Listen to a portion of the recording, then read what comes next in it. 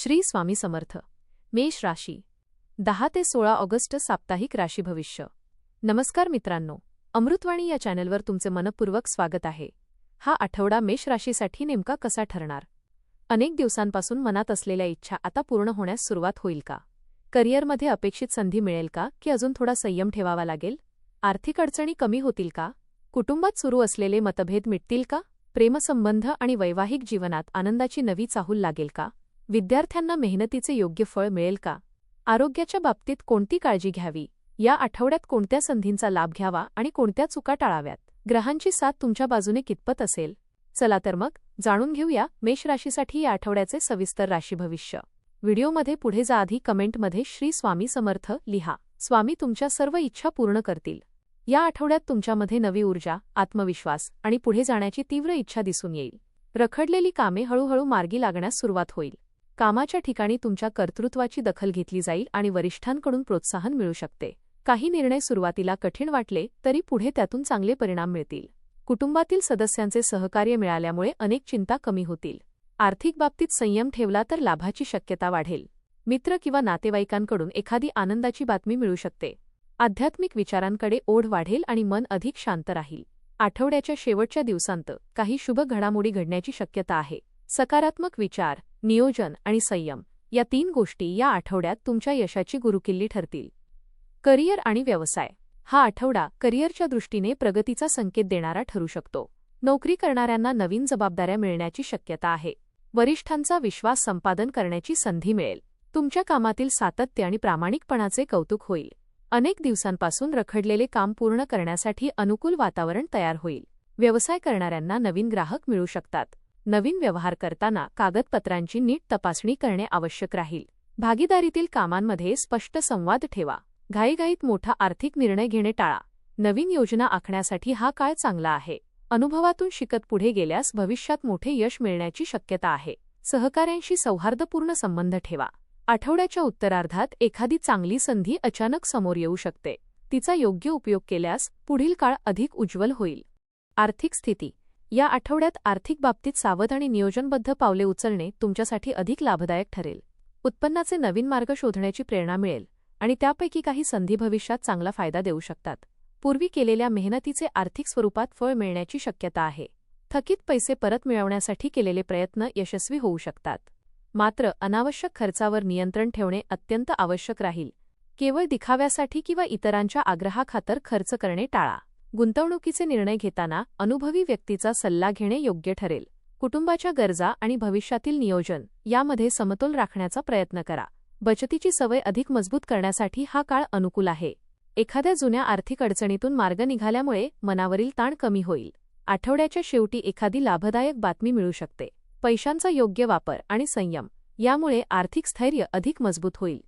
कुटुंब आणि नातेसंबंध. घरातील वातावरण या आठवड्यात बहुतांशी आनंदी आणि उत्साही राहण्याची शक्यता आहे.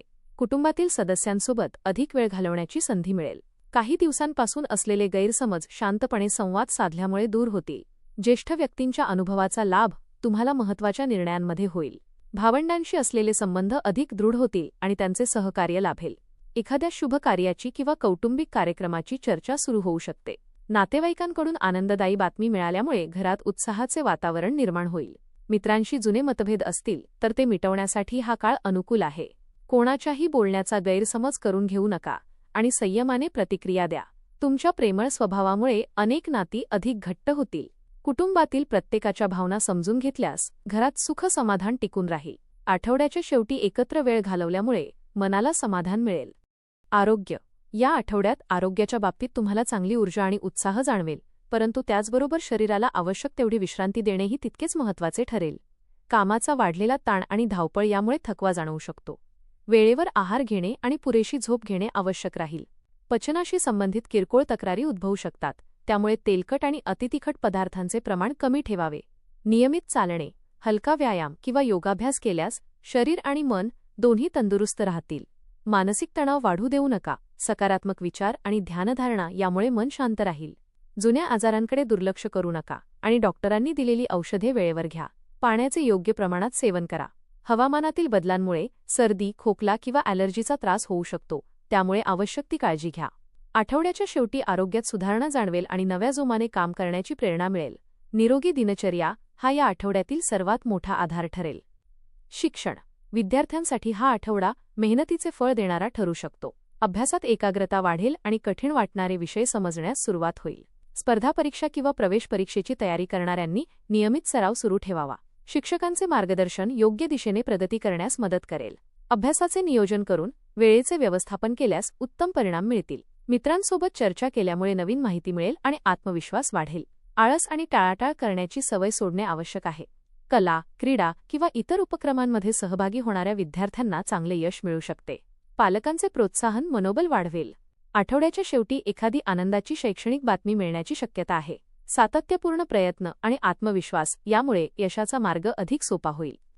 प्रवास आणि अध्यात्म या आठवड्यात लहान-मोठ्या प्रवासाचे योग निर्माण होऊ शकतात. कामानिमित्त किंवा कौटुंबिक कारणामुळे प्रवास करावा लागू शकतो आणि तो लाभदायक ठरेल. प्रवासाचे नियोजन आधीच केल्यास अनावश्यक अडचणी टाळता येतील. वाहन चालवताना नियमांचे पालन करा आणि घाईगडबड टाळा. एखाद्या धार्मिक स्थळाला भेट देण्याची इच्छा पूर्ण होऊ शकते. देवदर्शन, नामस्मरण किंवा सत्संग यामुळे मनाला समाधान मिळेल. आध्यात्मिक विचारांमुळे मानसिक स्थैर्य वाढेल. एखाद्या गरजू व्यक्तीला मदत करण्याची संधी मिळाल्यास ती नक्की घ्या. सकारात्मक कर्म आणि नम्र वागणूक तुमचे भाग्य अधिक उजळवेल. आठवड्याच्या शेवटी मन प्रसन्न राहील आणि पुढील वाटचालीसाठी नवी प्रेरणा मिळेल. उपाय या आठवड्यात दररोज सकाळी स्नानानंतर श्री गणेश आणि श्री हनुमान यांची मनोभावे पूजा करा. मंगळवारी हनुमान चालिसाचे श्रद्धेने पठण करा. शक्य असल्यास लाल फुले अर्पण करून गूळ आणि हरभऱ्याचा नैवेद्य दाखवा. गरजू व्यक्तींना अन्नदान किंवा वस्त्रदान केल्यास पुण्य लाभेल. रागावर नियंत्रण ठेवा आणि कोणाचाही अपमान होईल असे बोलणे टाळा. आई-वडील आणि ज्येष्ठांचा आशीर्वाद घेऊन दिवसाची सुरुवात करा. घरात नियमित दीप प्रज्वलित करून देवाचे नामस्मरण करा. या उपायांमुळे मानसिक शांतता, आत्मविश्वास आणि कार्यात यश मिळण्याची शक्यता वाढेल. एकूण हा आठवडा मेष राशीच्या व्यक्तींसाठी प्रगती, आत्मविश्वास आणि नवीन संधी घेऊन येणारा ठरू शकतो. करिअरमध्ये मेहनतीचे योग्य फळ मिळण्याची शक्यता आहे, तर व्यवसायात नवीन संपर्क आणि लाभदायक व्यवहार घडू शकतात. आर्थिक बाबतीत नियोजन आणि संयम ठेवल्यास बचत वाढेल आणि अनावश्यक खर्चावर नियंत्रण राहील. कुटुंबातील वातावरण आनंदी राहील आणि नातेसंबंध अधिक दृढ होतील. प्रेम आणि वैवाहिक जीवनात संवादामुळे विश्वास वाढेल. विद्यार्थ्यांसाठी अभ्यासात प्रगतीची संधी आहे. आरोग्याकडे थोडे अधिक लक्ष दिल्यास मोठ्या अडचणी टाळता येतील. आध्यात्मिक साधना आणि सकारात्मक विचार तुमचे मन अधिक शांत ठेवतील. आठवड्याच्या शेवटी एखादी आनंदाची बातमी किंवा शुभ घटना घडण्याची शक्यता आहे. संयम, नियोजन, परिश्रम आणि ईश्वरावरील श्रद्धा यांच्या बळावर हा आठवडा तुमच्यासाठी समाधानकारक आणि यशस्वी ठरू शकतो. धन्यवाद.